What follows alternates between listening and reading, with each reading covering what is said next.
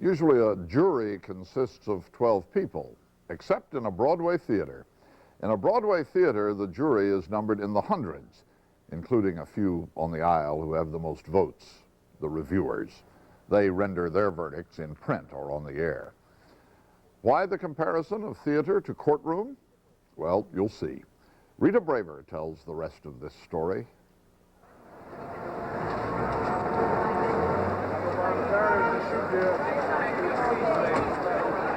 Please take your seat. Hello. Hi, CBS. Hello, yes, how are you? I always wanted to be in the theater ever since I was this high. And I was really a sort of, I think, a quintessential stage-struck child. I just loved it, and it was really my goal. Playwright Ken Ludwig is just where he wants to be, in the center of the world of theater. His first Broadway play, Lend Me a Tenor, has just opened. It has been an unusual journey. Julia, I told you not to come up. Open the door, Henry. How do I look? The truth?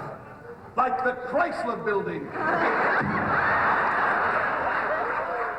When I got to college, I majored in music theory and composition as well as English. But then as I got older and finished college, I come from a family that the emphasis was very much on you should get a professional degree, you should how can you make a living in the theater, it's impossible.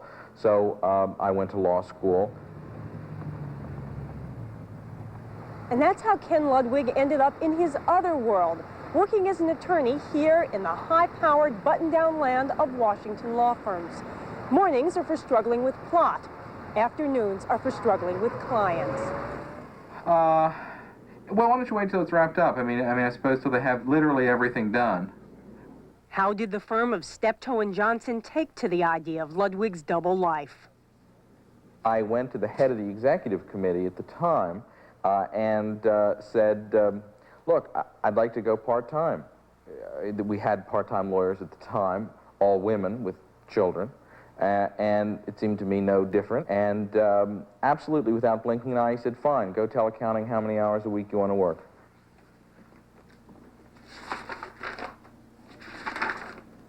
As the playwriting started taking over my life, and I had to read my own contracts and understand them, I moved into entertainment and publishing law.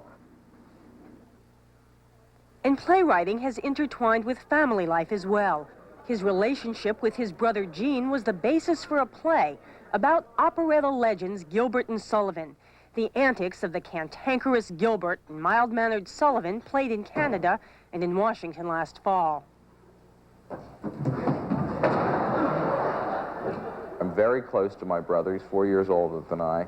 We see each other all the time, and we're extremely close. Like all brothers, in certain stages we'd argue. Gilbert! All right, why are you holding my feet? Because it's very relaxing. You find it relaxing to hold my feet? Not me, you idiot. I don't like it. But then the bond would knit up again very tightly. And it's something I wanted to explore in that play.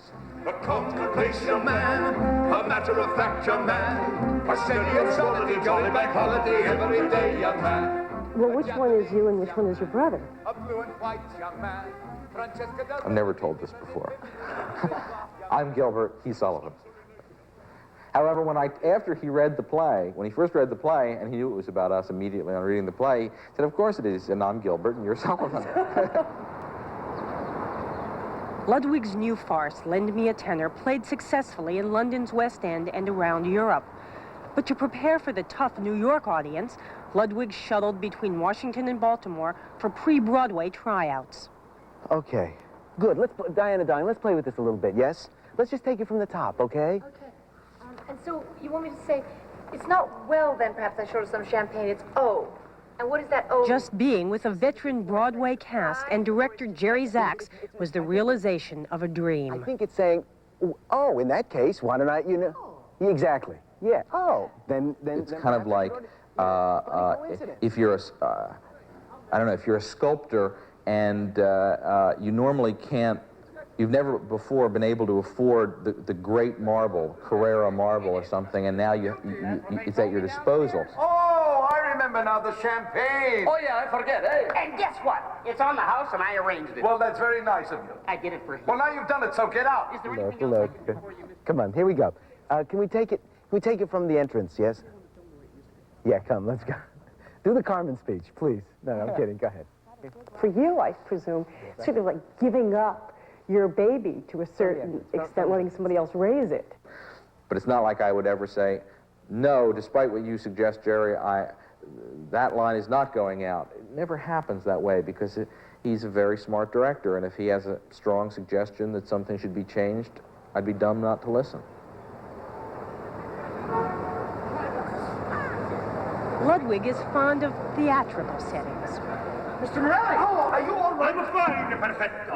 I'm okie-dokie. I feel like $10. In Lend Me a Tenor, the impresario of the Cleveland Opera Company has imported a great Italian tenor for a performance of Otello. It's going to be even better. Better? That's what I thought. I get you pills. I don't take pills. You need a pill. I don't take. I'm a singer, eh? My body, that's my instrument. It stays sacred like an athlete. He's gonna have a sacred body, yeah? It's gonna be in the grave. No! I'm Manali says no! What's the matter? You got a girl. Unfortunately, the star takes an overdose of phenobarbital.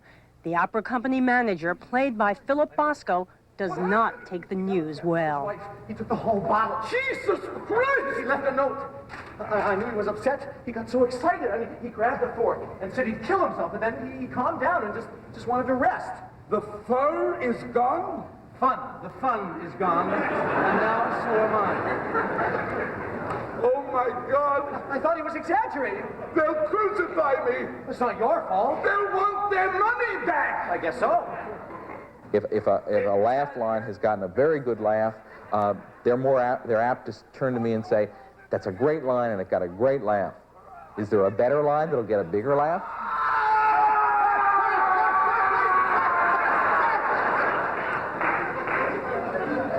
We could still do the performance. I think we should. Oh, absolutely. We'll prop him up and play a record.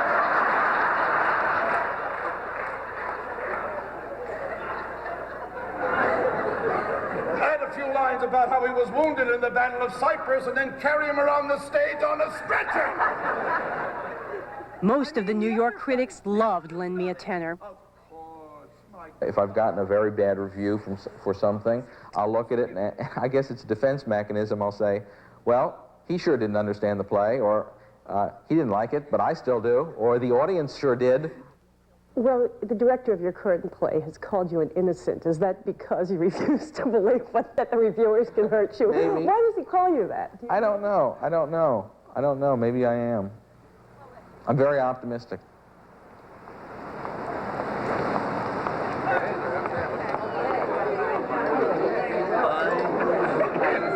Because I'm not exactly the prototype of the tenor.